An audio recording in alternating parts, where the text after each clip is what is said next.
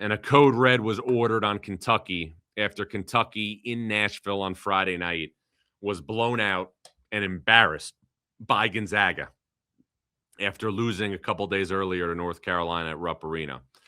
All of these things are true when it comes to the Kentucky Wildcats based on what we saw against Gonzaga on Friday night.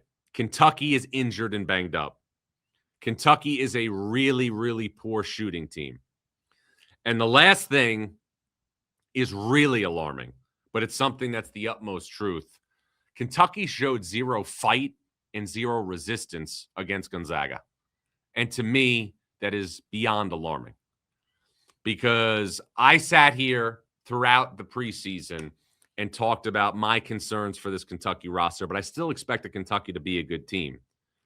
And it's not a surprise for a coach to have to coach execution in November and December. But you should never coach effort if you are a head coach. And that is what we are looking at right now with Kentucky. I saw zero fight.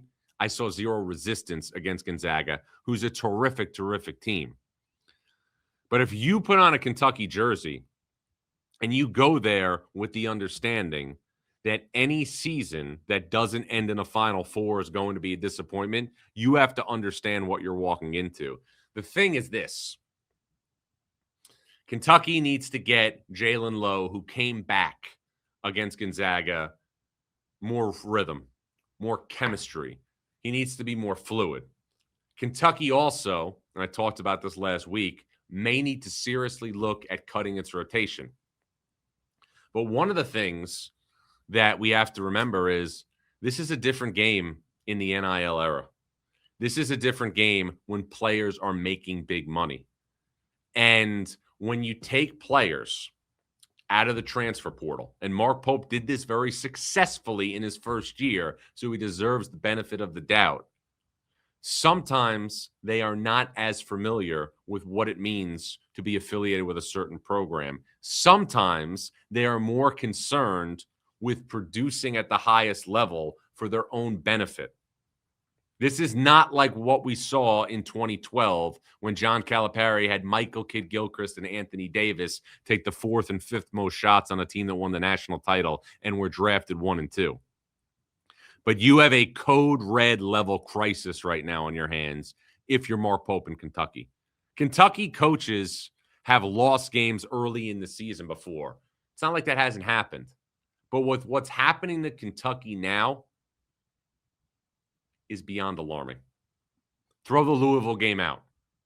What happened at Madison Square Garden against Michigan State, what happened against Gonzaga in Nashville is simply unacceptable from an effort standpoint. Now, you have to give Mark Pope the benefit of the doubt because he does have a team that's playing without its point guard fully healthy. He does have a team that's playing without Jaden Quaintance. But to think that Jaden Quaintance is going to come back as a messiah and cure all that ails this team is a complete farce.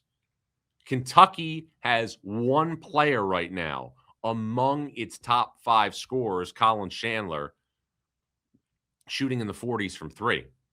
Kentucky's a really limited offensive team. Now, Jalen Lowe is going to help that when he plays and he gets more reps. But Kentucky has all sorts of things to figure out with its rotation and, most importantly, with its effort. Kentucky's going to play NC Central coming up Tuesday and then play Indiana at Rupp Arena on Saturday. I fully expect Kentucky to hold serve at Rupp Arena this week and be on a 2-game winning streak when it plays St. John's in the CBS Sports Classic on December 20th. But Mark Pope, we all would agree, did a great job in his first year as the Wildcats head coach. But beyond that, this is about as critical of a week as he has had since he took over for John Calipari. And for the Kentucky fan out there right now, for the Kentucky supporter out there right now, I wonder what it's like to look up and evaluate the SEC and look at objectively who the 2 best teams are. Nate Oates at Alabama, that doesn't obviously, twist the knife really. But John Calipari in Kentucky, John Calipari in Arkansas, I should say, are clearly one of the top two teams in the SEC. Now, I'll be the first to admit 15 years is a long time. I'll be the first to admit that, there was an appetite for change. And I understand that. And John Calipari would tell you that 15 years is a long time. And John Calipari would tell you that Kentucky can't lose in the NCAA tournament to St. Peter's and to Oakland with the teams that it had. I understand that. But John Calipari, when he was at Kentucky, was always going to get the best players in the country. John Calipari, when he was at Kentucky, was always going to have a team that was going to be in the mix to go far in the NCAA tournament, even if it didn't come to fruition.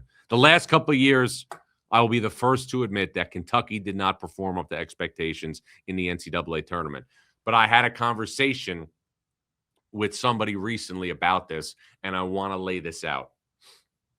Kentucky in 14 played in the national title game, lost to UConn. Kentucky in 15 went to the Final Four, lost to Wisconsin. 16 had Jamal Murray, lost to a good Indiana team coached by Tom Crean. 17 Elite Eight, lose on a buzzer beater with Luke May. 18 lose to Kansas State. PJ Washington, though, goes 8 of 20, I believe, from the foul line in the Sweet 16. 2019, lose to Auburn in overtime in the Elite Eight. Kentucky was literally fingertips away from going to 5 Final Fours in 6 years under John Calipari. I understand after that it didn't go well in the NCAA tournament. I get that. But if you are a Kentucky fan right now, given the fact with what you're living in, it's got to be a very proud day for John Calipari, knowing that at least in December, it looks like he has the most complete team in the SEC in Arkansas. Acuff, Thomas, good three-headed monster inside with Brazil and Pringle and Ewan. Carter Knox, Billy Richmond. To me, Alabama and Arkansas are clearly the two best teams right now in the SEC.